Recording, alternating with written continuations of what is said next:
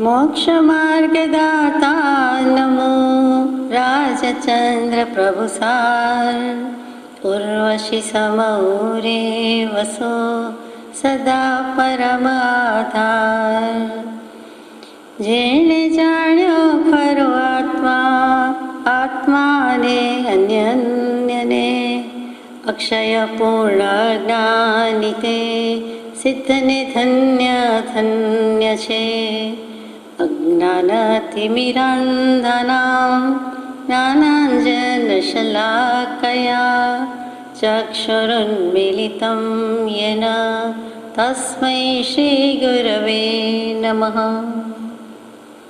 सत्श्रुतने नमस्कार, तारक त्रिपुटीने नमस्कार, सीमुपकारी आत्माने नमस्कार, माविત્રો સમાન મુરબ્બીઓ મુમુક્ષુને નમસ્કાર। પરમ કૃપાળુ દેવ પ્રણીત વચનામૃતજી અંતર્ગત મોક્ષમાળા શિક્ષા પાઠ 93 તત્વ અવબોધ ભાગ 12। પરમ કૃપાળુ દેવે doctor Hermann Jacobi German philosopher સાથે જે ઉત્પાદ વ્યય દ્રવ્યની ત્રિપદીની વાત હતી એને શંકા હતી, કૃપાળુદેવે સમાધાન કરાવ્યું અને એ જ તત્વાબોધના મુખ્ય 17 પાઠમાંથી 7 પાઠ ચર્ચા ચાલી છે। તે લગભગ પૂરી થઈ અને હવે તત્વાબોધ ભાગ 12માં આગળ જઈએ। અનુસંધાન તો તે જ છે, ત્રિપદીની વાત જેકોબી સાથે થઈ એ પૂરી થઈ અને ત્યાર પછી કૃપાળુદેવે લખ્યું કે નવ તત્વ સંબંધી પણ એમ જ છે, એટલે એ પણ નવ તત્વ એટલું બોલી ગયા કે કહી દીધું એમ કે બોધી ગયા તે વખતે પ્રરૂપી ગયા જીન ભગવંત કેવલી ભગવંત, પણ નવ તત્વથી મોક્ષ છે।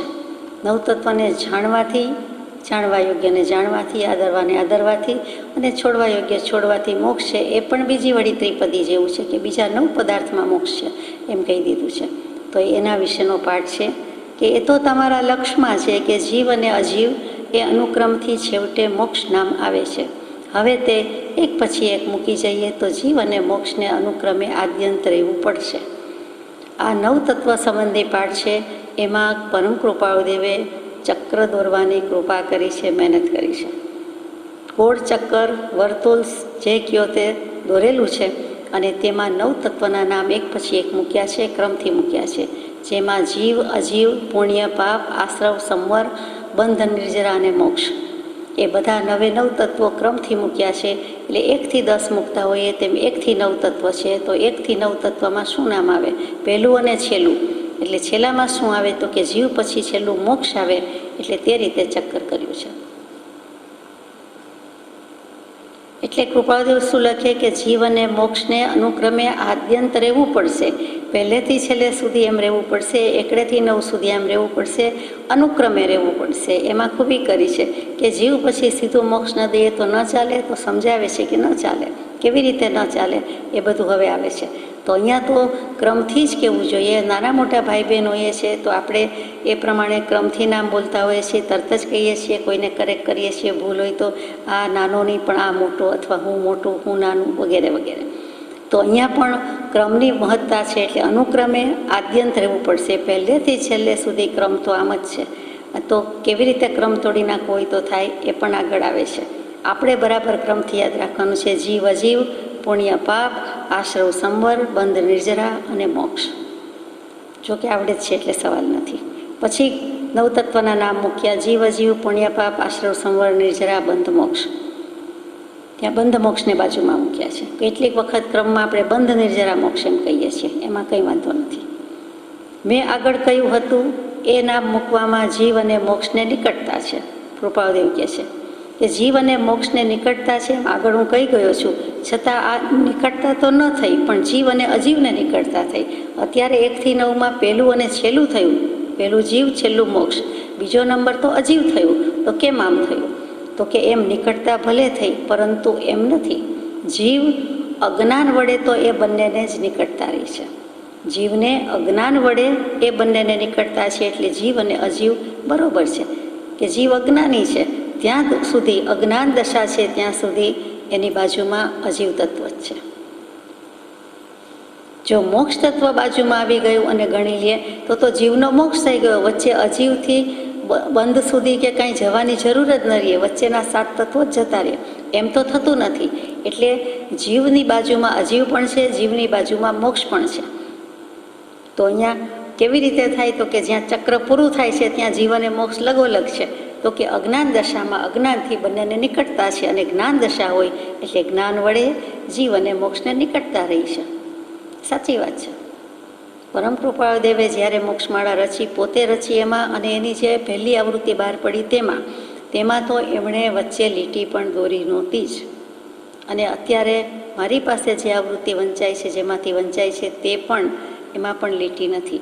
માનો કે કોઈક વચ્ચેની આવૃત્તિમાં લીટી આવી હશે જેથી આ સ્પષ્ટતા, પણ મૂળમાં લીટી કરી નથી. એટલે બધા કમ્પાર્ટમેન્ટ્સ ખાના પાડ્યા, એમાં વચ્ચે વચ્ચે લીટી દોરી છે, પણ જીવ અને મોક્ષ પહેલું અને નવમું જ્યાં પૂરું થાય છે તે બે વચ્ચે નથી. એટલે એ બે તો એક ખાનામાં હોય એવું લાગે. તો કે વાત તો સાચી છે, મોક્ષ તો જીવનો જ થાય છે ને બીજા કોનો થાય છે? બીજા તત્વને તો શું છે? એ તો બધું અજીવમાં જાય. તો પછી જીવની પાસે જ મોક્ષ હોય ને, એ બે એક ખાનામાં સમાય, એમાં નવાઈ નથી. તો કે જ્ઞાન હોય, સમ્યક દર્શન, સમ્યક જ્ઞાન, સમ્યક ચારિત્ર હોય તો જીવ મોક્ષે જઈ શકે. આત્મજ્ઞાન હોય તો કેવલ જ્ઞાન થાય તો મોક્ષે જાય, પણ એવા તો ઓછા છે. એના કરતાં મિથ્યાત્વી સંસારી વધારે છે. તો એ અપેક્ષાએ જીવ પછી અજીવ હોય એ બરોબર છે. એટલે અજ્ઞાન દશામાં જીવની બાજુમાં અજીવ તત્વ બરોબર છે, શોભે છે, એકની બાજુમાં બીજું. અને જો જ્ઞાન દશા છે, મોક્ષ સ્વરૂપ થઈ ગયા છે, તો જીવ અને મોક્ષ એક ખાનામાં હોય, વચ્ચે લીટી ન હોય તો પણ ચાલે, અને લીટી હોય તો પણ પહેલું અને નવમું છેલ્લું જ્યાં પૂરું થાય છે ત્યાં બંને બાજુમાં છે એમ કહેવાય. એ પણ નજીક છે, આ પણ નજીક છે. જેમ આપણી જમણી બાજુમાં કોઈ બેઠું હોય, ડાબી બાજુમાં બેઠું હોય, તો જમણી બાજુમાં આ છે ને ડાબી બાજુમાં આ છે, વચ્ચે આપણે છીએ. તો જ્યારે જે અપેક્ષાએ કેવું હોય, અહીંથી લાઈન શરૂ કરીએ જમણી બાજુથી તો તેનો પહેલો નંબર, અને ડાબી બાજુથી શરૂ કરીએ તો તેનો પહેલો નંબર. એટલે જ્યાં ચક્ર પૂરું થાય ત્યાં છે. એટલે કેટલી બધી સુંદર રીતે કૃપાળુદેવે ચક્રમાં મૂક્યું છે. એમનેમ સીધી લીટીમાં મૂક્યું નથી કે ઊભી લીટીમાં બતાવ્યું નથી. ગોળ, ચક્કર, સર્કલ, વર્તુળમાં જ આ પ્રમાણે બની શકે, બાકી બની શકે નહીં. પહેલું છેલ્લું આ બાજુમાં ક્યારે આવે એ વિચારવા જેવું છે. વળી બીજી પણ કેટલીક અપેક્ષા હશે કે જેથી કરીને આમ છે. આ નવ તત્વના ક્રમમાં તો આપણે સમજી ગયા, યાદ છે કે જગતમાં ઘણી બધી વસ્તુ છે, અનંત વસ્તુ છે, તેમાં જીવ અને અજીવ બે મુખ્ય છે. અનંત પ્રકારના જીવ, અનંત પ્રકારની અજીવ વસ્તુ છે. તે અનિત્ય અને અજીવ અને એવા પદાર્થમાં મોહ બુદ્ધિ છે, એટલે જીવનો મોક્ષ થઈ શક્યો નથી. એટલે જીવ અજીવ એમ કહીએ છીએ. ત્યાર પછી પુણ્ય અને પાપ. જીવ કાંઈ ને કાંઈ અધ્યવસાય કરે છે, ભાવ કર્યા કરે છે, લેસ્યા કર્યા કરે છે, એટલે શુભાશુભ ભાવ કે કર્મ લાગ્યા જ કરે છે. એટલે જ્યારે શુભ બાંધે છે ત્યારે પુણ્ય બંધાય છે, અથવા કેટલાક તીવ્ર શુભ હોય ત્યારે પુણ્ય બંધાય છે.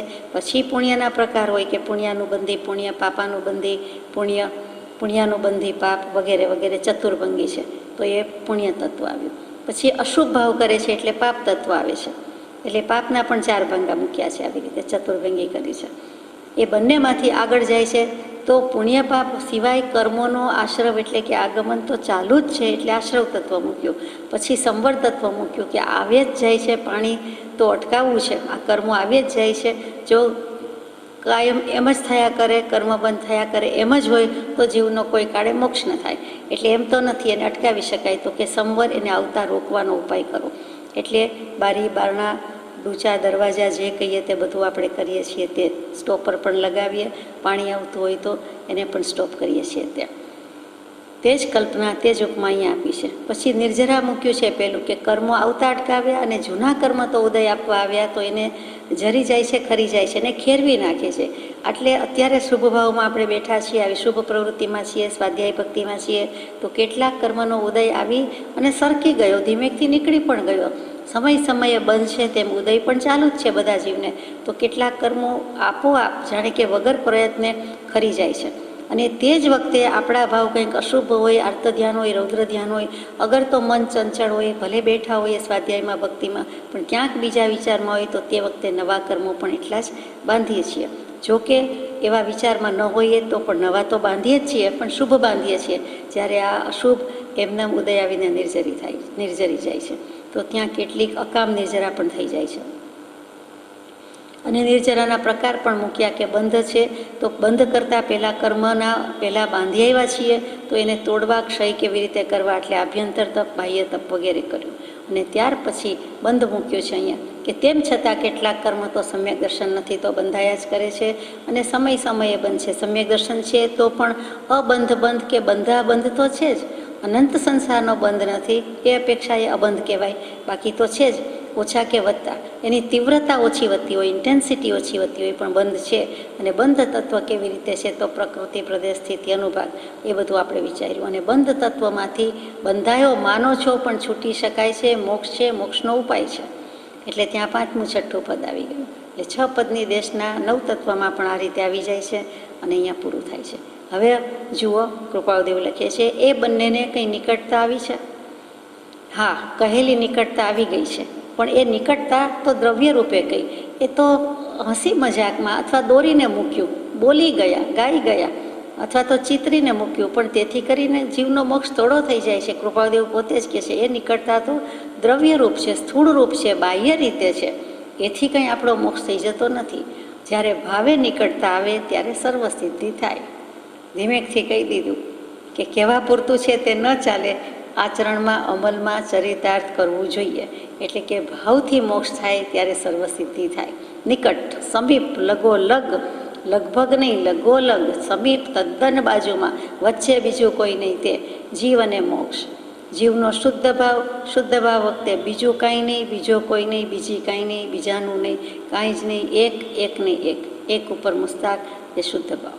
ત્યાં શુભ નહીં, અશુભ નહીં, આડું નહીં, અવળું નહીં, બીજો કોઈ વિકલ્પ નહીં, બીજો કોઈ સંકલ્પ નહીં, એવા શુદ્ધ ભાવમાં, એવા શુદ્ધ ઉપયોગમાં હોય છે. ત્યારે તે આત્મ અનુભવમાં હોવાથી તેને સિદ્ધ સમાન કીધો, મોક્ષ સ્વરૂપ કહ્યું. કોઈ પણ સમ્યક દૃષ્ટિ આત્મા, અને એમાં આત્મ અનુભવ કરી રહેલો આત્મા, પહેલી વખતનો કે અનેકમી વખતનો, તો તે વખતે તે જીવને રીતસરનો સિદ્ધ ભગવાન કયો છે. શું કામ? તો કે સિદ્ધ ભગવંતને પણ કાયા નથી, કર્મ નથી. સમ્યક દૃષ્ટિને કાયા હોવા છતાં, દેહભાવ હોવા છતાં આત્મભાવ છે, દેહાતીત દશા છે. અને તે વખતે તો કોઈ જ ભાન નથી, કોઈ કાયા નથી, કશાય નથી, કર્મ નથી, એવો કોઈ ભાવ નહીં, એટલે બુદ્ધિ નથી, કાંઈ જ નથી. એટલા માટે તેને ત્યાં સિદ્ધ સમાન કીધો. કર્મનો બંધ ન હોય એવો એક જ સમય, અથવા એવી કેટલોક સમય, કેટલીક ઘડી કે કેટલીક મિનિટ કે કેટલોક સમય, એ ત્યારે જ છે, બાકી નથી. ત્યારે એને તીવ્ર, મંદ, મંદતર, મંદતમ કાંઈ કહ્યું જતું નથી. એ સ્વસ્વભાવના ભાનને વેધી રહ્યો છે, એટલે તેને કોઈ કર્મબંધ નથી. અને તે અકશાયપણું શું આપણે નથી ઈચ્છતા? તો કૃપાળુદેવ કે ઈચ્છીએ છીએ, એ જ દશાને ઈચ્છીએ છીએ. અને એ જ દશાને કહેવા માટે, ઈચ્છા કહેવા માટે, અથવા એ જ ઈચ્છામાં રહેવા માટે જીવી રહેલા રાયચંદની વંદના, એવું તો લિખિત અંગમાં મૂકે છે. એ નિકટતાનું સાધન સત પરમાત્મ તત્વ, સદગુરુ તત્વ અને સદધર્મ તત્વ છે. એ નિકટતા પહેલી તો આપણને ભાસવી જોઈએ, બુદ્ધિ અભિપ્રાયથી ગ્રહણ કરવી જોઈએ કે એવું મોક્ષ સ્વરૂપ થાય. જુઓ, જીવ અનંત દર્શન જ્ઞાનનું અવ્યાભાત સ્વરૂપ, તો જ્ઞાન દર્શન સ્વરૂપ તો છે જ આત્માને. જ્ઞાન દર્શન ગુણ છે, જ્ઞાન દર્શન પર્યાય છે, એટલે જ્ઞાન દર્શન ઉપયોગ છે. તો પછી મોક્ષ સ્વરૂપ તો છે જ. વાંધો ક્યાં છે? ઉપાધિ લાવીને ક્યાં મૂકી છે?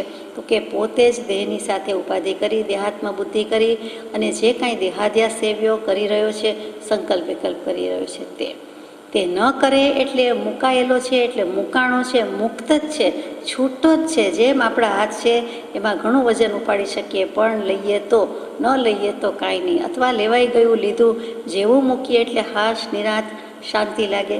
તે જ ભાવ અહીંયા છે. પ્રભુશ્રીજીના શબ્દોમાં બાવળિયાને બાદ ભેડીને રહ્યો છે. મૂકી દે કાં નહીં કર તો કોણ કહે છે? સંકલ્પ વિકલ્પ કરવાની બાધા લઈ લે. મૂકી દેવામાં કંઈ બાધા હોય તો કહી દે. તો એમાં તો ઘણી બાધા છે. એમ કે મૂકવા તો છે, મુકાતા નથી. પણ મુકાવવું ત્યાં જ મોક્ષ, છૂટી જવું ત્યાં જ છુટકારો. તેમ વસ્તુથી છુટકારો લાગે છે ને જે હાશ લાગે છે. તો અનંતકાળથી વિચાર કરી રહેલું આપણું મન જ્યારે શાંત થાય, ઉપયોગ જ્યારે શાંત થાય, ત્યારે કેટલી શાંતિ વેદાય, કેટલો શાંત રસનો અનુભવ થાય, એ સમજી શકાય વાત છે. અને એ કરવા માટેનો બધાનો પ્રયાસ છે ને એના માટેના સાધન મૂક્યા. સતદેવ, સદગુરુ, સદધર્મ શબ્દો બદલ્યા. સત પરમાત્મ તત્વ, સદગુરુ તત્વ અને સદધર્મ તત્વ છે. કેવળ એક જ રૂપ થવા જ્ઞાન, દર્શન અને ચારિત્ર છે. કેવળ એક જ રૂપ થવા જ્ઞાન, દર્શન, ચારિત્ર છે. કેવળ એક જ રૂપ શું? તો કે આત્મા છે, અને આત્માએ માત્ર આત્મા તરીકે રહી જવાનું છે. દેહ હોવા છતાં પછી તો દેહનો ત્યાગ છે. એના માટે જ્ઞાન, દર્શન, ચારિત્ર છે. જ્ઞાન જાણવું, દર્શન દેખવું, જોવું, ચારિત્ર ઊભું રહેવું, સ્થિર થવું. ખાસ કરીને સ્થિર થવું. ઊભા રહેતા આવડે તો જ સ્થિર થાય. આ 3 વસ્તુ તો આપણા રોજબરોજના વ્યવહારમાં છે. કંઈક જોઈએ છીએ, કંઈક જાણીએ છીએ, ચાલીએ છીએ, ઊભા રહીએ છીએ. તે જ વસ્તુ જ્ઞાન દર્શન ચારિત્ર છે. આગળ બીજો કાંઈ ફેર છે? કાંઈ ને કાંઈ તો જાણ્યા જ કરીએ છીએ, કાંઈ ને કાંઈ તો જોયા જ કરીએ છીએ, અને ક્યાંક ને ક્યાંક તો સ્થિર છે જ મન, પણ અર્થ ધ્યાન રૂપે છે, રૌદ્ર ધ્યાન રૂપે છે. તો એ જ વસ્તુમાં આગળ સમ્યક શબ્દ લગાવ્યો કે સમ્યક દર્શન જ્ઞાન ચારિત્રાણી મોક્ષ માર્ગ. મોક્ષના માર્ગને જ્ઞાન દર્શન ચારિત્ર કહી દઈએ તો ન ચાલે, જ્ઞાન દર્શન ચારિત્રને મોક્ષ માર્ગ કહે તો ન ચાલે, આગળ સમ્યક લગાવવું પડે. નહીંતર બધા સંસારી કે અમે આટલું જ કરીએ જ છીએ, દર્શન જ્ઞાનને ચારિત્ર તો છે અમારી પાસે ને અમે કરી જ રહ્યા છીએ, આ ક્રિયા તો આવડે છે, એટલે ત્યાં સુધારીને સમ્યક દર્શન જ્ઞાન ચારિત્રાણી મોક્ષ માર્ગ લખ્યું. એક મોક્ષશાસ્ત્રનું તત્વાર્થ સૂત્રના 10 અધ્યાયના પહેલા અધ્યાયનું પહેલું સૂત્ર સિદ્ધિ મોક્ષની વાત છે. જીવ અને મોક્ષની વાત સીધી ત્યાં સમજાય છે. કેમ કે જીવનો મોક્ષ થાય છે, બીજાનો નથી થતો, બીજા તત્વનો થતો નથી, અજીવનો થતો નથી. એટલે ત્યાં તરત જ ત્યાંથી શરૂઆત કરી છે. બધા જ જ્ઞાની પુરુષોનો એક જ મત છે, અહીંયા પણ જીવ અને મોક્ષ, ત્યાં પણ જીવ અને મોક્ષ માર્ગ. પછી એમાં બધા તત્વો મૂક્યા, બધા અધ્યાય મૂક્યા, કેવી રીતે થાય છે. શરૂઆત કરી સમ્યક દર્શનથી થાય છે, તે કેવી રીતે થાય છે તો નિસર્ગ અને અધિગમથી થાય છે. તેમાં શું તો કે નય અને પ્રમાણ જાણવા જોઈએ વગેરે વગેરે. પછી નિક્ષેપ જાણવા જોઈએ, આપણે આ વાત લઈ લીધી છે. તો ત્રણેય અભેદ પરિણામથી રે જ્યારે વર્તે તે આત્મારૂપ મૂળ માર્ગ સાંભળો જીન ન રે.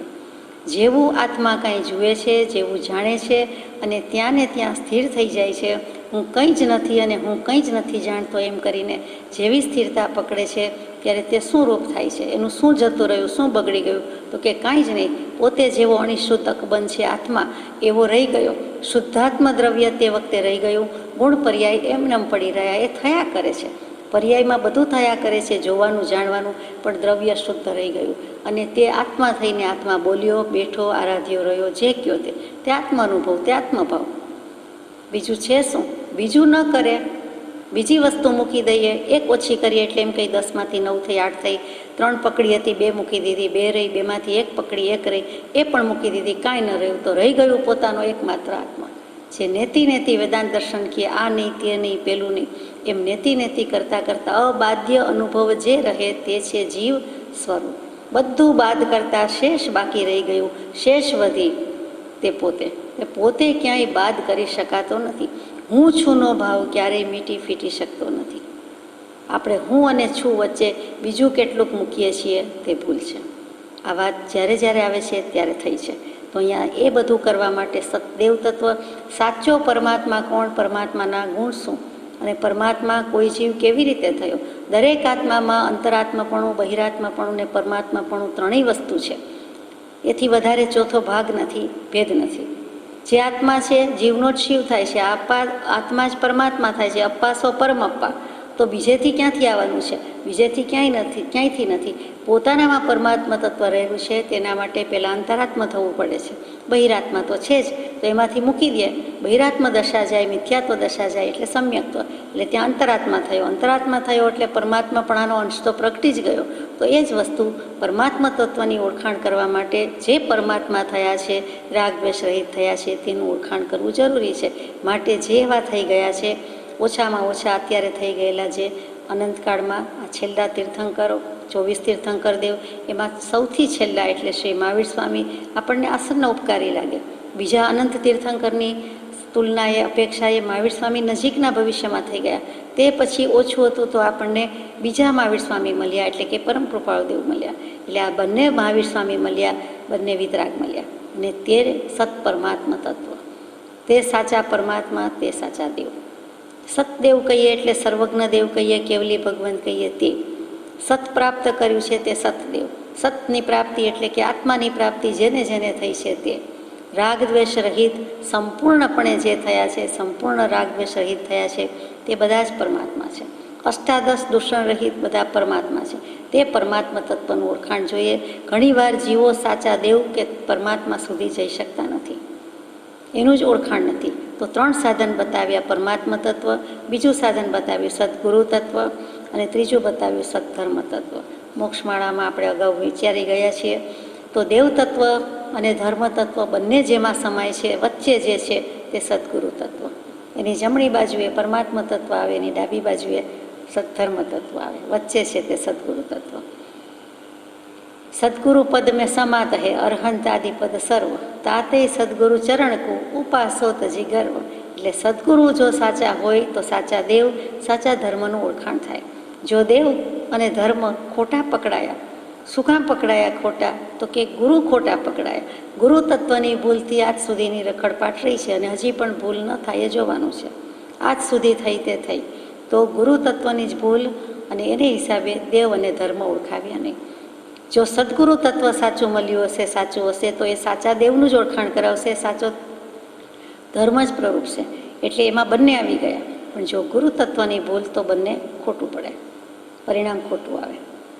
આખો સરવાળો સાચો, બધો પુરુષાર્થ કર્યો હોય, પણ એક જ રકમ કે એક જ આંકડો ક્યાંક ખોટો લખાઈ ગયો તો આખો સરવાળો પાનાના પાના ભરીને ગમે તેટલું હોય, પણ ભૂલ તે ભૂલ. ક્યાંક એકમની આવે, દશકની આવે, 100ની આવે, 1000ની આવે, 10,000ની આવે, અનેક મીંડાની આવે, પણ ભૂલ તે ભૂલ.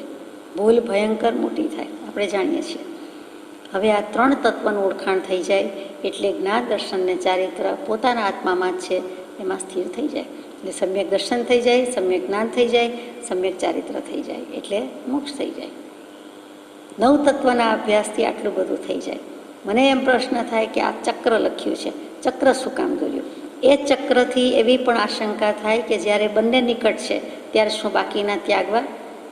પહેલો પ્રશ્ન મને એમ થાય છે કે ચક્ર શું કામ કર્યું? તો કે ભવચક્ર અને અનંત પૂતગલ પરાવર્તન એટલે કાળચક્ર, આ બંને ચક્ર છે, વર્તુળ છે, ચક્રડા છે. એ ચક્રડામાંથી બહાર આવવાનું છે એટલે સામે બીજું ચક્ર મૂક્યું કે તમારે ભવચક્રમાંથી જો એને અનસ્ક્રૂ કરવું છે તો પછી આ 9 તત્વનું નામ ચક્ર છે એ વિચારો, એ જુઓ, જાણો, વિચારો, એપ્લાય કરો કે લેવા જેવું લઈ લેવાનું, છોડવા દેવું છોડી દેવાનું. એટલે જે રૂપે થશો તે મોક્ષ હશે. જીવ અને મોક્ષ બંને નિકટ છે તો બાકીના શું ત્યાગવા? એ બીજો પ્રશ્ન. કે તો પછી છોડી દેવા, પેલું ને છેલ્લું જ પકડી લઈએ. એકડે મીંડે 10 હોય તો એમ જ થાય કે શું કામ 2 થી 9 ભણાવતા હશે. પણ 2 થી 9 ભણાવ્યું છે, સૂચવે છે કે એનો કોન્સેપ્ટ ક્લિયર થાય નહીં. 1 પછી 10 માત્ર સીધું મીંડું મૂકી દઈએ તો વચ્ચે જે કિંમત છે 2 થી 9ની એ આપણને ખબર પડે નહીં. એ સમજવા માટે અહીંયા 9 તત્વના 9 ચક્રમાં 9 નામ મૂક્યા છે. જીવ અને મોક્ષ સીધો થઈ જાય તો કૃપાળુદેવને કાંઈ વાંધો નથી, એકડે મીંડે 10 એટલું થાય તો બસ. તો લખે પણ છે ઉત્તરમાં એમ કહું છું કે જો સર્વ ત્યાગી શકતા હો તો ત્યાગી દો, એટલે મોક્ષ રૂપ જ થશો. જો બધું છોડી દેવું હોય, કાંઈ ભણવું ન હોય, કાંઈ જાજી ઝંઝટમાં પડવું ન હોય તો કોણ વિસ્તાર કરવાનું કહે છે? વિચારતા વિસ્તારથી સંશય રહે ને કાંઈ, પણ સંશય રહેતો નથી, વિચાર કરવો નથી, વિસ્તાર જોઈતો નથી. સંક્ષિપ્ત સ્વરૂપ જોઈએ છો તો મોક્ષ માર્ગનું શુદ્ધ સ્વરૂપ ને સંક્ષિપ્ત સ્વરૂપ મૂળ માર્ગ સાંભળો. જીને નોરેમાં મૂકી દીધું કે આ છે જ્ઞાન દર્શન ચારિત્ર. આ શબ્દનો સંક્ષેપે સુણો પરમાર્થ રે, અને ત્રણેયની વ્યાખ્યા મૂકી દીધી અને વચ્ચે કહી દીધું કે એમ જાણે સદગુરુ ઉપદેશથી રે કયું જ્ઞાન તેનું નામ ખાસ. એટલે ત્યાં સદગુરુ તત્વ ઉપર જોક અને ભાર મૂકી દીધો. બધું જ પહેલું અને છેલ્લું છે, વચ્ચે આવી ગઈ મુખ્ય વાત આવી ગઈ તે સદગુરુ તત્વની. એટલે જીવ અને મોક્ષ કૃપાળુદેવ ભણતા હોય, ભણાવતા હોય, આપણને શીખવાડતા હોય અને આપણને ધારો કે જવું છે મોક્ષે ત્યારે ને ત્યારે, હમણાં ને હમણાં, અને આપણી કંઈક યોગ્યતા હોય, પાત્રતા હોય ને આપણે કહી દઈએ કે આ મોક્ષ જ શું કામ બીજું ભણવું જોઈએ?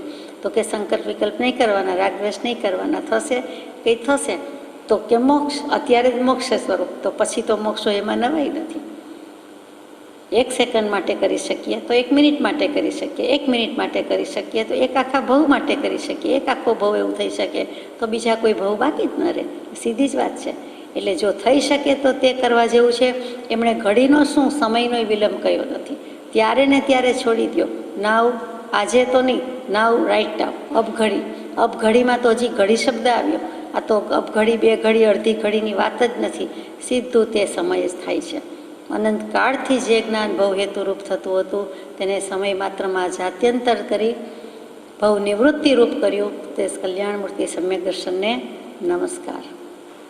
કૃપાદેવનો પત્ર છે 839મો કે એ ભવ હેતુરૂપ જે જ્ઞાન થયા કરતું હતું, ભવ વધ્યા કરતા હતા, એને ભવ નિવૃત્તિ રૂપ કર્યું. કોણે કર્યું? તો કે સમ્યક દર્શને કર્યું. એટલે કલ્યાણમૂર્તિ સમ્યક દર્શન કહ્યું. એને કેવું મજાનું વિશેષણ લગાવ્યું, પોતાનું કલ્યાણ, બીજાનું કલ્યાણ, અને તેને નમસ્કાર કર્યા.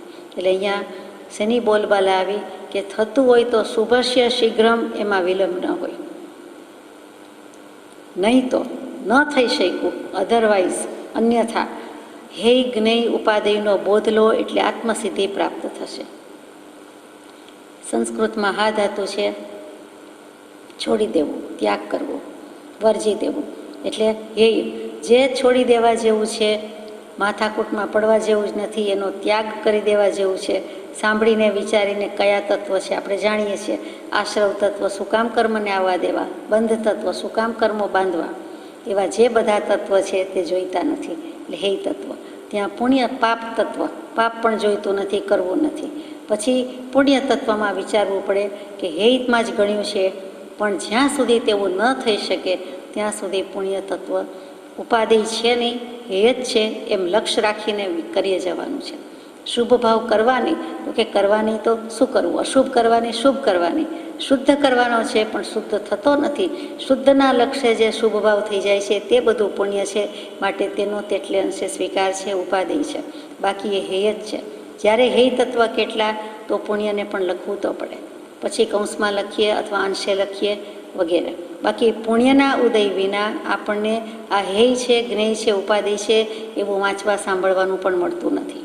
એટલે પૂર્વે કરેલું છે એ પુણ્યની સામગ્રી જરૂરી તો જરૂર છે, ઉત્તમ નિમિત્ત તો મળવામાં પુણ્ય જોઈએ છે એની ના નથી, પણ પછી પુણ્ય પણ હેય છે એ પણ છેલ્લે તો છોડવાનું છે. દયા જેવી દયા પણ જો છોડવાની હોય કે અંતે તો સર્વજ્ઞ પુરુષો, કેવળ જ્ઞાની ભગવાન, જ્ઞાની પુરુષો, મહાજ્ઞાની પુરુષો છેવટે એ દયા પણ મૂકે છે. પ્રભુ શ્રીજી ઘણીવાર કહે છે, જીવો કંઈ ને કંઈ વાત કરે કે પછી શું, અમારો આધાર શું, અથવા અમારી દયા કોણ ખાશે, કોણ કરશે, એવી રીતે પૂછે છે. તો કે અંતે તો અમારે એ દયા પણ મૂકવાની છે. પ્રભુ શ્રીજી એવું કહી ગયા, કૃપાળદેવ એવું કહી ગયા. બ્રહ્મચારીજીના બોધમાં તો જ્યાં જ્યાં આવતું હોય ત્યાં આવે જ છે. પછી જ્ઞેય છોડવા દેવું, છોડી દીધું તો જ્ઞેય તત્વ તો બધા જ કહેવાય. નવે નવ જાણીએ, મુખ્ય એક જ છે આત્મા, જીવ તત્વ.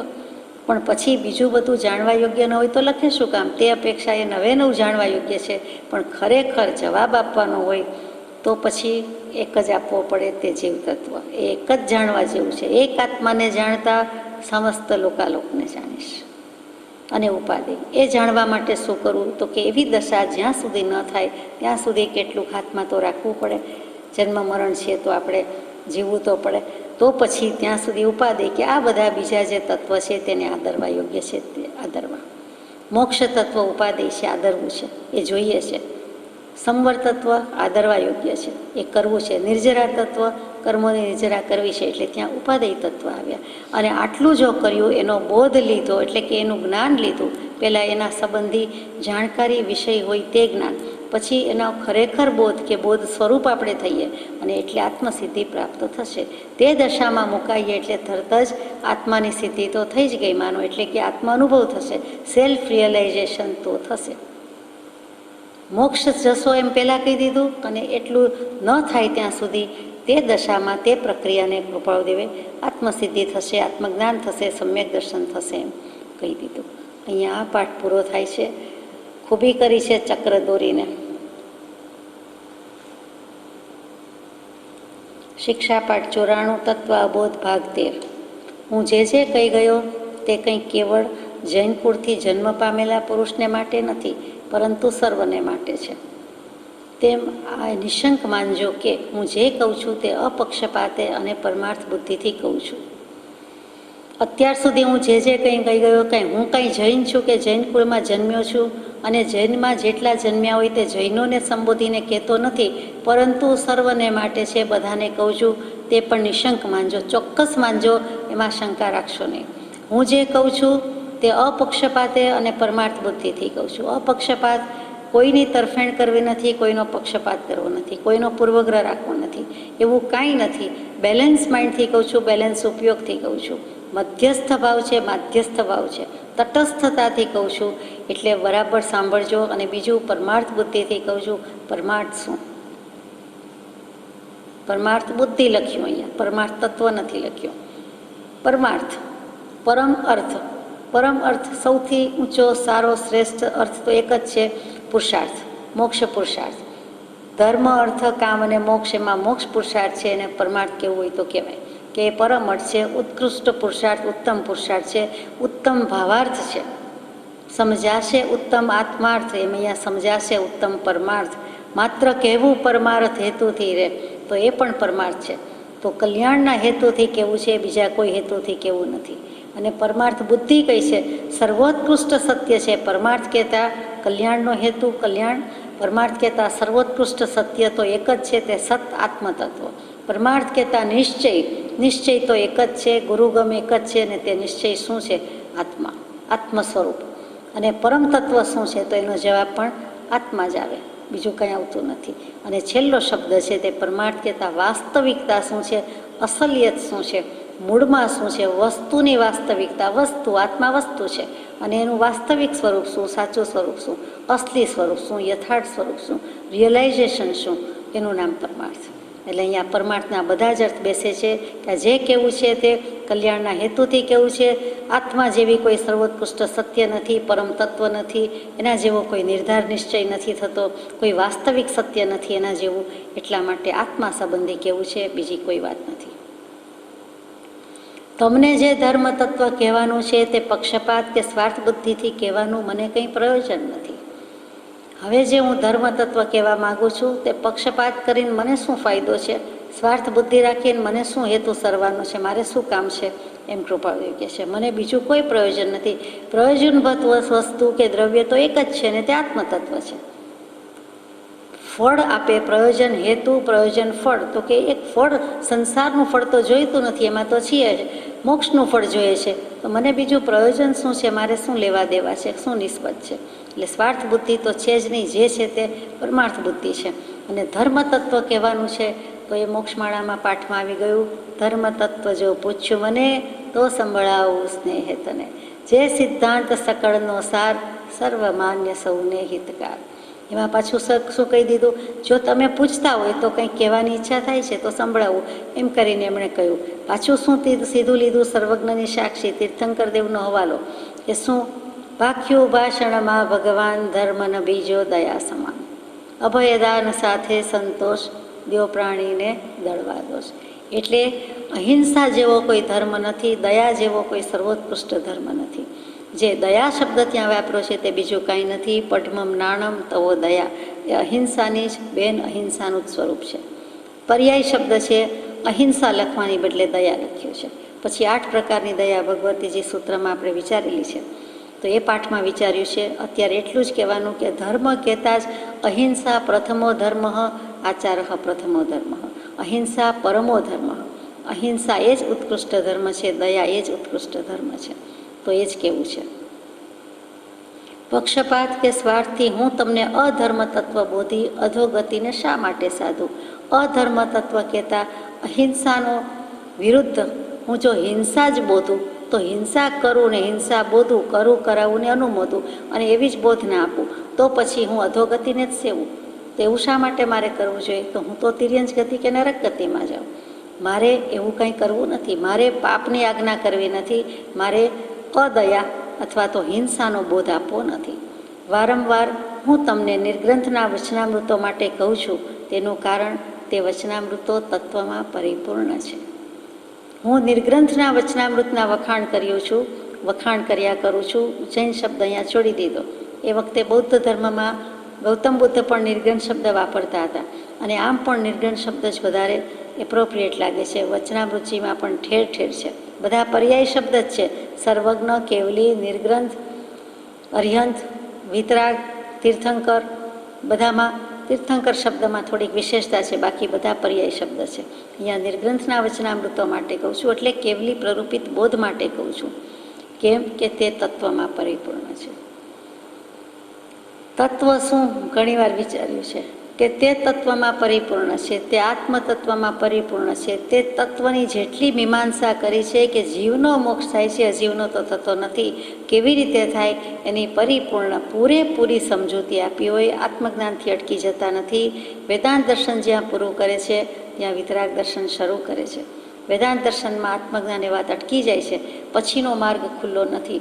જ્યારે વેદાંત દર્શન પછી વિતરાગ દર્શન ત્યાંથી આગળ ઉઠાડીને લઈ જાય છે કે ચોથે આવી ગયો, ચોથેથી 13મે 14મે ગુણસ્થાને કે કેમ જવાય, એનો પુરુષાર્થ, એનું વર્ણન, એ વખતના ભાવો, કશાય, પ્રમાદ, અપ્રમત્તયો વગેરે મીમાંસા આપણે ગુણસ્થાનકમાં કરીશું અથવા બીજા કોઈ પાઠમાં કરીશું. જિનેશ્વરોએ એવું કોઈ પણ કારણ નહોતું, જિનેશ્વરોને એવું કોઈ પણ કારણ નહોતું જે નિમિત્તે તેઓ મૃષા કે પક્ષપાતી બોલે. એમને ખોટું કહેવાનું શું પ્રયોજન હોય? જિનેશ્વર દેવને ખોટું બોલવાનું કે કહેવાનું પ્રયોજન જ શું છે? શું કામ પક્ષપાતવાળું લખે? તેમ તેઓ અજ્ઞાની ન હતા કે એથી મૃષા બોધાઈ જવાય. એવું કંઈ એમની પાસે અજ્ઞાન નહોતું. પરિપૂર્ણ જ્ઞાની છે, 100% અથવા પરિપૂર્ણ શબ્દ પાછો પડે, શબ્દમાં કેટલુંક આવે એવું એમનું જ્ઞાન છે. એવા કેવલ જ્ઞાની, એવા તીર્થંકર કે એવા અરિહંત ભગવાને બોધેલું અર્હત દર્શન, એમાં ખોટું હોઈ જ શકે નહીં. ખોટું બોલવાનું કોઈ પ્રયોજન જ નહોતું. જ્યાં કારણ નથી ત્યાં કાર્ય કેવી રીતે હોય? કોઈ હેતુ નહોતું તો હેતુ સારવાનો, અર્થ સારવાનો કંઈ સવાલ જ રહેતો નથી. આશંકા કરશો કે અજ્ઞાની નહોતા એ શા ઉપરથી જણાય? એમ આપણે કેવી રીતે નક્કી કરીએ? આપણે કોઈને ઉપમા કેવી રીતે આપી શકીએ? એટલે કહે છે શંકા નહીં, કૃપાળુદેવ આશંકા લખે છે, જેની છૂટ લાગે છે કે આશંકા કરશો કે તે જ્ઞાની છે એમ શા ઉપરથી જણાય? તો તેના ઉત્તરમાં એઓના પવિત્ર સિદ્ધાંતોના રહસ્યને મનન કરવાનું કહું છું. હવે જૈન દર્શનના પવિત્ર સિદ્ધાંતો શું? તો કે એ પણ ચંદ્રસિંહ રાજાની વાતમાં મુનિ સમાગમના પાઠમાં, એટલે કે ક્રમાંક 11મો, તેમાં જે મૂક્યું છે તે વિચારવા જેવું છે. 9 સિદ્ધાંતની 9 શેરી માળા બનાવી હતી. 9 સરી માળા, 9 સિદ્ધાંત મૂકેલા હતા. તેમાં સત્ય, અહિંસા, અભયદાન, બ્રહ્મચર્ય વગેરે હતા. દયા હતી. પહેલામાં પેલી ભલી દૃષ્ટિ હતી. સમ્યક દૃષ્ટિ લખવાના બદલે ભલી દૃષ્ટિ, પક્ષપાત રહિત દૃષ્ટિ, તે આપણને અહીંયા દેખાય છે, તાળો મળે છે. તો તે છે પવિત્ર સિદ્ધાંતો એવા મૂકેલા છે કે જેથી તે રાજા પણ બોધ પામી ગયો હતો વગેરે વગેરે. એના રહસ્યને મનન કરવાનું કહું છું. અને એમ જે કરશે તે તો પુનઃ આશંકા લેશ પણ નહીં કરે. તેને કોઈ દિવસ આશંકા થવાની નથી. જૈન મત પ્રવર્તકોએ મને કંઈ ભૂરશી દક્ષિણા આપી નથી, તેમ એ મારા કંઈ કુટુંબ પરિવારી પણ નથી કે એ માટે પક્ષપાતે હું કંઈ પણ તમને કહું. કૃપાળુદેવને લાગી આવ્યું છે કે પછી 100% વાત કબૂલ કરાવી છે આપણને?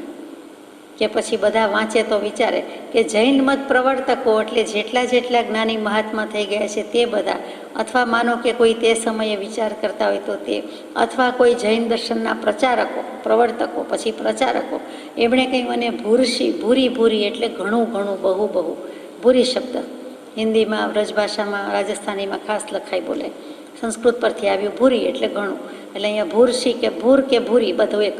તો મને કાંઈ એટલી બધી ઘણી ઘણી દક્ષિણા આપી દીધી નથી, કે ભેટ આપી દીધી નથી, કે મને કંઈ નજરાણું ધર્યું નથી, કે આપણી ભાષામાં બ્રાઇબ આપી નથી, કે લાંચ આપી નથી, કે જેથી કરીને હું આવું બોધું. તેમજ આ કંઈ મારા કુટુંબ પરિવારની વાત નથી, એ કંઈ મારા સગાવાલા થતા નથી. કે આનો દીકરો છું, કે આનો ભત્રીજો છું, કે આના ભાણેજ છું તો આમ જ કહેવાય, કે આના મામા છીએ, કાકા છીએ તો આમ જ બોલાય, એવું તો કાંઈ છે નહીં. તો એમાં કંઈ કહેવાની જરૂર જ નથી, પક્ષપાત કરવાની જરૂર નથી. તેમજ અન્ય મત પ્રવર્તકો પ્રતિ મારે કંઈ વૈરબુદ્ધિ નથી કે મિથ્યા મિથ્યા એનું ખંડન કરું. જૈન મત સિવાયના બીજા કોઈ હોય એના પ્રત્યે મને વેર નથી, કોઈ રોષ નથી, દ્વેષ નથી કે જેથી કરીને હું એનું ખંડન કરું. મારે શા માટે એવું કરવું જોઈએ? બંનેમાં હું તો મંદમતી મધ્યસ્થ રૂપ છું. જૈન મત પ્રવર્તક હોય કે અન્ય મત પ્રવર્તક હોય, હું તો મંદમતીનો છું. મારી મતી બહુ ચાલતી નથી, એમ કૃપાળુદેવ જેવા લખે છે. અને મધ્યસ્થ રૂપ છું. કૃપાળુદેવ જેવા એટલે લખતા હશે કે કોઈએ અભિમાન કરવા જેવું નથી, ક્યાંય સેમાય મદ લાવવા જેવું નથી, નહીં જેવી એ મોટાઈ કરવા જેવી નથી, મોટાઈ તે મોટાઈ. માટે કૃપાળુદેવ જેવા જો મંદમતી લખે તો આપણને બોધ આપવા માટે જ હોય કે આપણે તો શું કરવાનું અને શેનો કરવાનો, અને કઈ મતીનો, કઈ બાબતનો, કઈ બુદ્ધિનો, શેનો મદ લાવવાનો છે. મદ અને મંદમાં ફેર તો મીંડાનો જ છે, પણ વાત આખી બદલાઈ જાય છે. તો કે હું મંદમતી મધ્યસ્થ રૂપ છું. મને જૈન મત પ્રવર્તકો સાથે પણ રાગ નથી અને અન્ય મત પ્રવર્તક પ્રત્યે દ્વેષ નથી. બહુ બહુ મનનથી અને મારી મતિ જ્યાં સુધી પહોંચી ત્યાં સુધીના વિચારથી હું વિનયથી એમ કહું છું કે હે પ્રિય ભવ્યો, જૈન જેવું એકે પૂર્ણ અને પવિત્ર દર્શન નથી, વિતરાગ જેવો એકે દેવ નથી, તરીને અનંત દુઃખથી પાર પામવું હોય તો એ સર્વજ્ઞ દર્શનરૂપ કલ્પવૃક્ષને સેવો. બહુ મનનથી આત્માનો ઉપયોગ જ્યારે વિચાર કરવાનું કામ કરે છે ત્યારે જ મન કહેવાય છે અને મનન કહેવાય છે. એટલે એમણે વિચાર કરીને કહ્યું છે, મનન કરીને કહ્યું છે. શ્રવણ પછી આવતો શબ્દ તે મનન કર્યું છે, છાપ બેસી જાય એવું છે. શ્રવણ તો પવનની લહેર માફક છે, આવે છે ને જાય છે, પકડી શકાતું નથી. ઘડી પર જરાવાર માટે કદાચ આનંદી શકીએ છીએ કે સુખી દુઃખી થઈ જાય છે અને એનો અનુભવ લઈએ છીએ અને એવો આરોપ કરીએ છીએ. હકીકતે કંઈ સુખ દુઃખ પણ આપતી નથી. એ તો જે છે તે છે. હવાની લેરકી ઠંડી કે ગરમ, એનામાં કંઈ સુખ દુઃખ આપવાની શક્તિ છે, ગુણ છે એવું નથી. એ તો તટસ્થ છે. પણ આપણે એને લેનારા, વાપરનારા સાતા અસાતા માનીને સુખી દુઃખી થઈએ છીએ, અગર કરીએ છીએ. તો કૃપાળદેવ જેવાએ શ્રવણ પછી મનન પણ કરેલું છે અને પછી મારી મતિ જ્યાં સુધી પહોંચી ત્યાં સુધી એટલે નિધિધ્યાસનરૂપ ધ્યાન સમાધિ પણ થઈ ગયેલા છે. ત્યાં સુધીના વિચારથી અને વળી વિનયથી કહું છું. એટલે વિચાર, વિનય, વિવેક એ બધાનો સરવાળો કરો. વૈરાગ્ય તો હતો જ, વિરાગતા. એ 4 વ કે 4 વી ભેગા થાય એટલે દીર્ઘ વી થઈ જાય, વિતરાગ. વિચાર, વિનય, વિવેક અને વિરાગતા એટલે વૈરાગ્ય શબ્દ કહે છે તે 4 આવે એટલે પછી એનો સરવાળો, જેમ 1 થી 9 સરવાળો કરીએ, 1 ને 1 2 એમ બધું કરીએ, 2 ને 1 3, 3 ને 1 4 એમ કરતાં એકડે મીંડે 10 થઈ જાય છે. તેવી રીતે આ 4 વી ભેગા કરીએ એનો સરવાળો વિતરાગ જ થાય.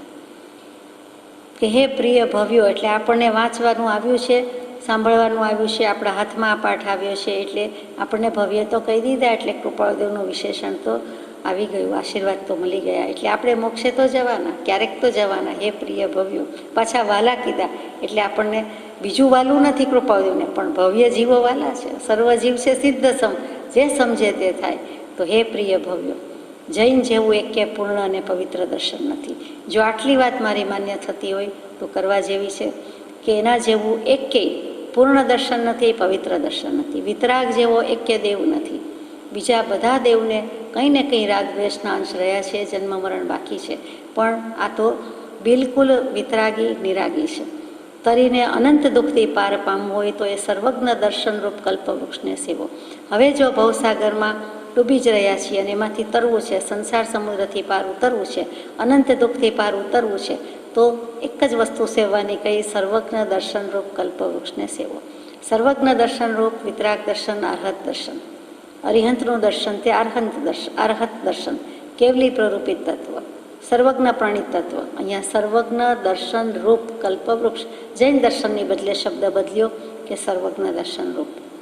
જેણે સઘળું જાણ્યું છે, લોકનું જાણ્યું, અલોકનું જાણ્યું, આત્માનું જાણ્યું, સમસ્ત દ્રવ્યનું જાણી લીધું એમને, અત્યારે પણ જણાઈ રહ્યું છે, ભવિષ્યનું પણ જણાઈ રહ્યું છે, તેવા સર્વજ્ઞ પ્રભુ, તે સર્વજ્ઞ પ્રણિત જે કંઈ બોધ છે, દર્શન છે તે, અને એને કલ્પવૃક્ષની ઉપમા આપી. કલ્પિત, વાંછિત, ઈચ્છિત મળી જાય, આપી દે તે વૃક્ષ, 10 પ્રકારના વૃક્ષ. એ તો ગયા, અમુક સમય હોય, હવે નથી. પણ આ કલ્પવૃક્ષ તો ત્રિકાળ છે, જ્યારે જે કરશે તે ત્યારે તેને ઈચ્છિત સિદ્ધિ મળી જ સમજો, પાર પડે જ છે. એમાં કંઈ કોઈ ભેદભાવ રહેતો જ નથી. એટલે જેને ભક્તિ ગ્રહો તરુ કલ્પ અહો, ભજીને ભગવંત ભવંત લહો. એ જૈન ભક્તિના ઉપદેશમાં મોક્ષમાળાના 15મા પાઠમાં આપણે વિચાર કરેલો છે. યથાશક્તિ વિચારણાના અંતે એટલું આવ્યું હતું કે ભજીને ભગવંત ભવંત લહો દરેક ધ્રુવ પંક્તિ છે. રોજ ભક્તિમાં પણ ક્રમમાં પણ મૂક્યું છે, સાયંકાલીન ક્રમમાં પણ ગાઈએ છીએ. તો શું કામ કે ભજીને ભગવંત એટલે કે ભગવાનને ભજીને, ભગવાનના ગુણો ભજીને, ભવંત લહો એટલે ભવનો અંત લહો એ તો ખરું જ, પણ ભવંત ભવાંત નહીં પણ ભવંત લખ્યું છે. ભવંત કહેતા આપ, હું આપને કહું છું કે તમે આ પ્રમાણે ભગવાનને ભજીને ભગવાન રૂપ થાવ, આત્માને સાધીને આત્મા સાધીને આત્મરૂપ થઈ જાઓ. એટલે ત્યાં ભવન એટલે આપ, ભવંત એટલે આપ, અને આપ એટલે તમે એમ પણ થાય, આપ એટલે આત્મા પણ થાય. એને ગાનારો બોલનારો આત્મા આત્મા થઈને રહે, આત્મા આત્મા થઈને વર્તે. રે આત્મતારો આત્મતારો, શીઘ્ર એને ઓળખો. એટલે મારો તારો એમ પણ તારો, અને ભવથી પાર ઉતારો એમ પણ તરી જાઓ. ડૂબવાનું નથી, તરો તારો. એટલે તમે તમારા આત્માને તારવી લ્યો, અને જ્યાં અશુદ્ધિમાં છે, મિથ્યાત્વમાં છે, એમાંથી તારવી લ્યો. કપડાં તારવી લઈએ છીએ, વસ્તુ તારવી લઈએ છીએ, ચોખ્ખી હોય તે લઈ લઈએ છીએ, અથવા તારવીને ચોખ્ખી કરીએ છીએ, તેમ આત્માને તારો. એમ અહીંયા પણ એવો જ કંઈક ભાવ છે કે ભજીને ભગવંત ભવંત લહો એટલે આપ, અને ભવંતની વાત નીકળી એટલે એક અર્થ એમ પણ થાય કે વર્તમાન કાળ. ભૂ હોવું થવું, વર્તમાન કાળ, વર્તમાનને જ લે છે. તો ભજીને ભગવંત, ભગવંતને ભજતા ભજતા ભક્તિ, ભજન, પૂજન, વંદન, અર્ચન, સેવન, આરાધન, શ્રવણ, મનન કરતા કરતા ભક્તિ લહો, આપ લહો. તમે એમાં જ આત્માને પામી જાઓ, આત્મ સ્વરૂપની પ્રાપ્તિ કરી લ્યો, આત્મ સ્વરૂપની પ્રાપ્તિ કરી લ્યો.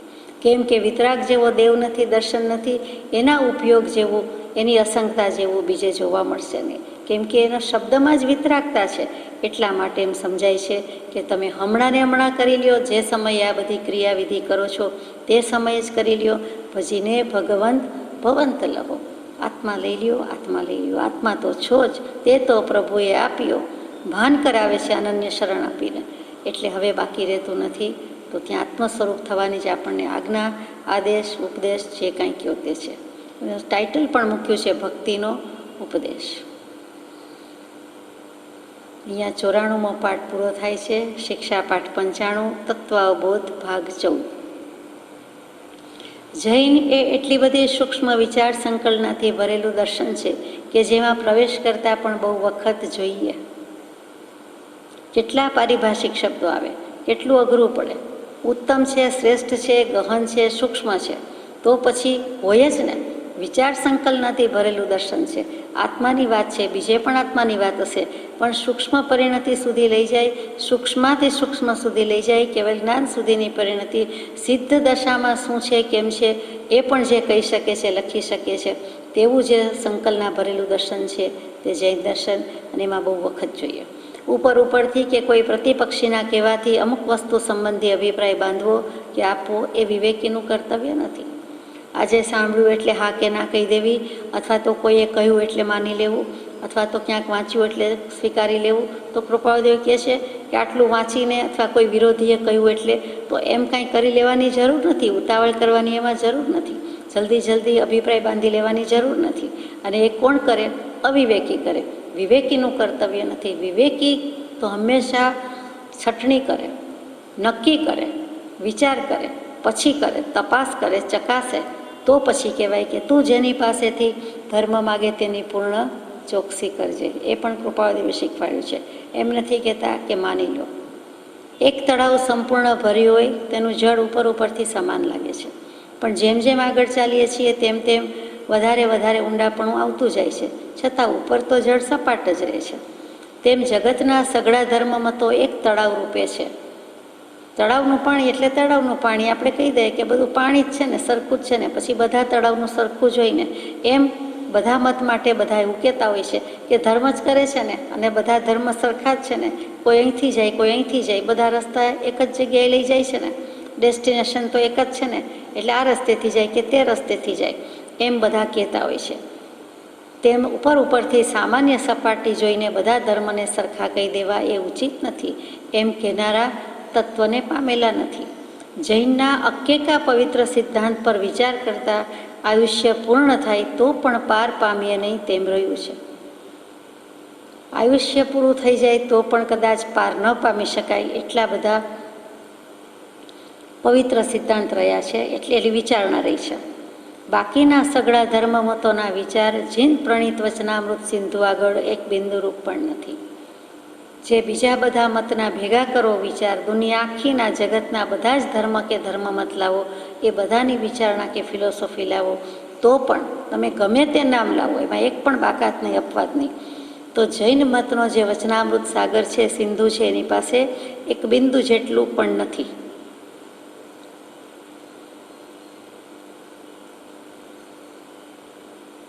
શું કામ નહીં હોય એવું?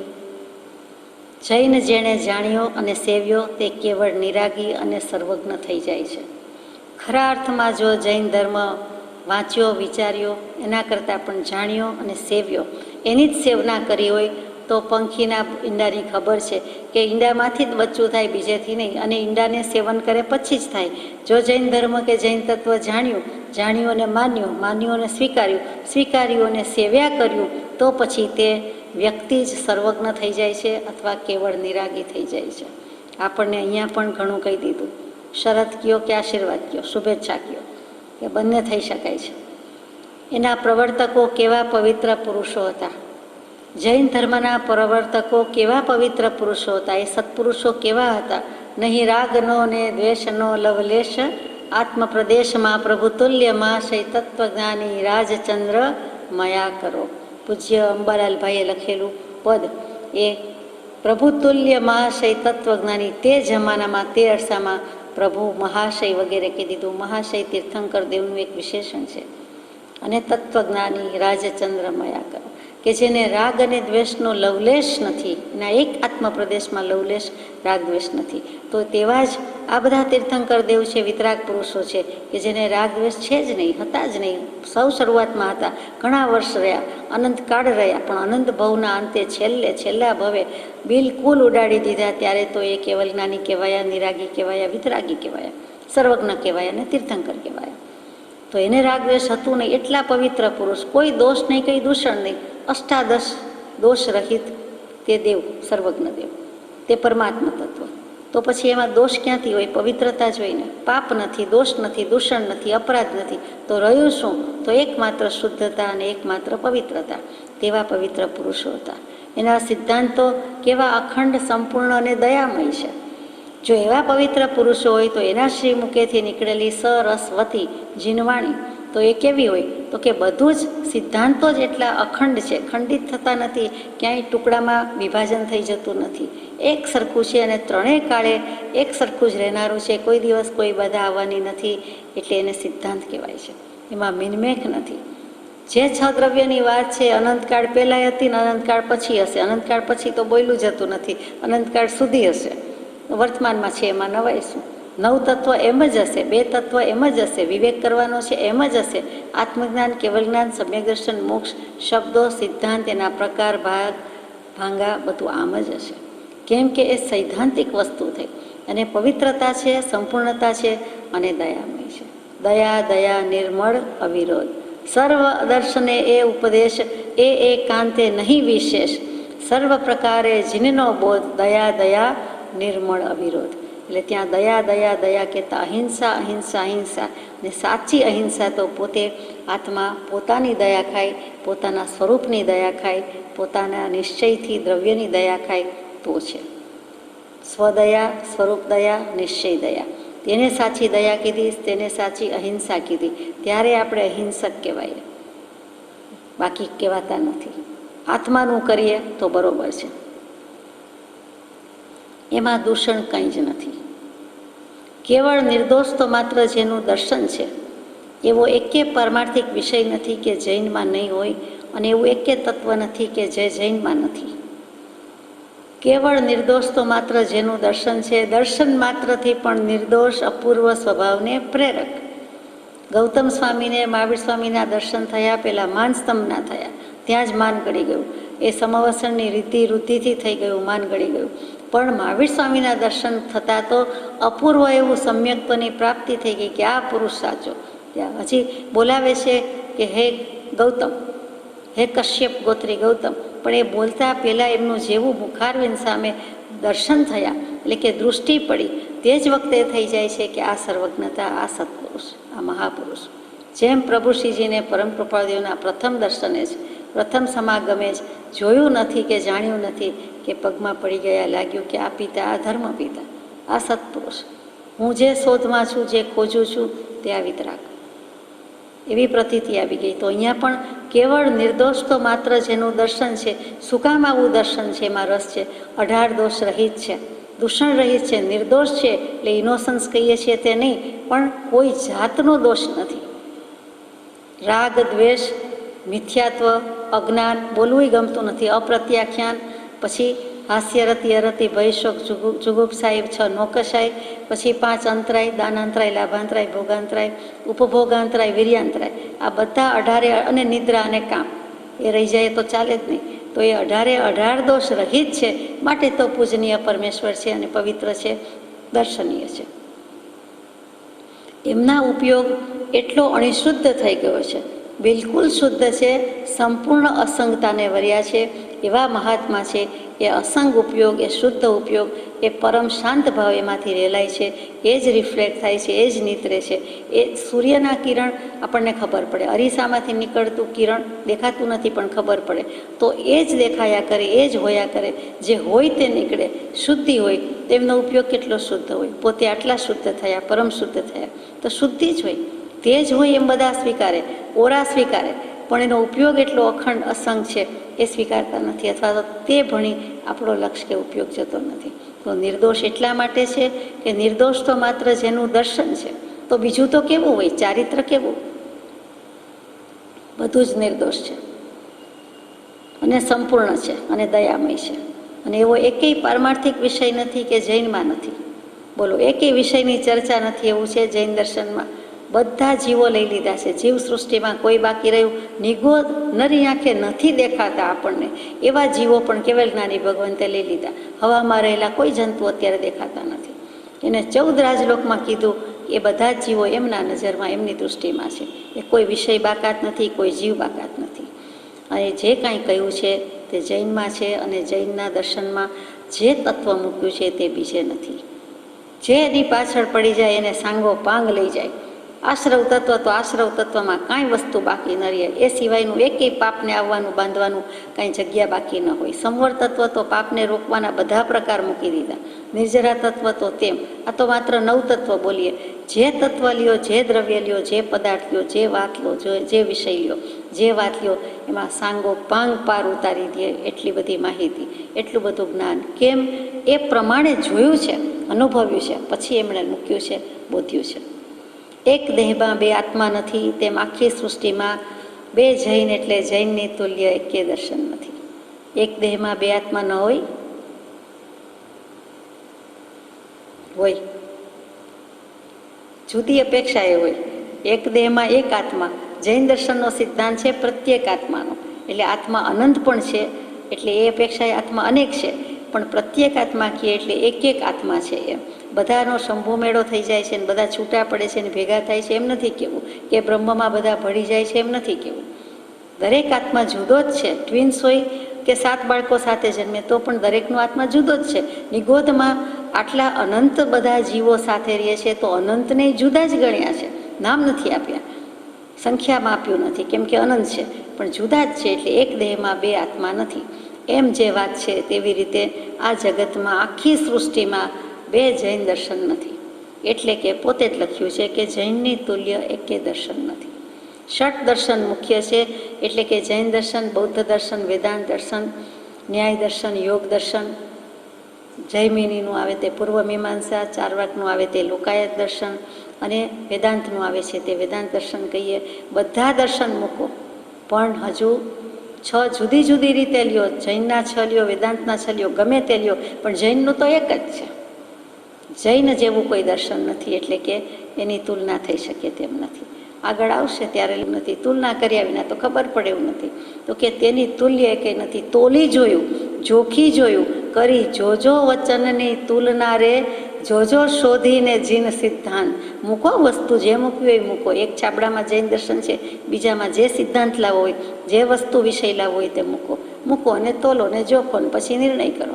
તો પૂછે છે કે આપણને કરી જોયું છે? તો ષટદર્શનના અભ્યાસ કરવા જેટલી તો લબ્ધિ, શક્તિ, બુદ્ધિ છે નહીં, તો કાંઈ નહીં. ષટદર્શનનો સાર આત્મસિદ્ધિમાં સમાય છે.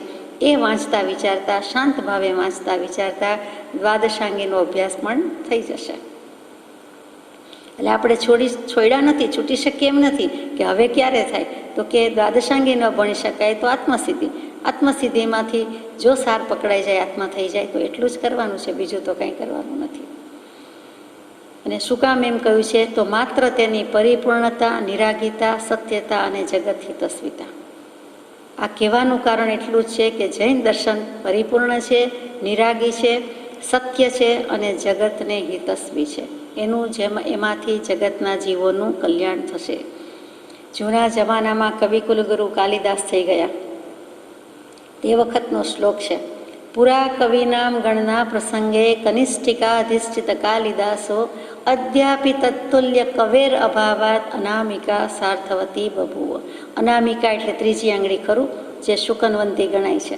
તો અનામિકા શું કામ અનામિકા છે, નામ વિનાની છે? તો કે અત્યારે એનું નામ નથી. પહેલું નામ લીધું કૃપાળુદેવ, એમ પહેલું નામ લીધું વિતરાગ દર્શન, પછી એના જેવું બીજું કોઈ દર્શન થયું નથી, એટલે પછી બીજી આંગળીનું નામ જ નથી. એના પર કોનું નામ મૂકે? એટલે એનું નામ અનામિકા. એટલા માટે એક તે એક, અને એના પછી બીજું એવું થયું નથી અને થવાનું નથી. સજાત્મ સ્વરૂપ પર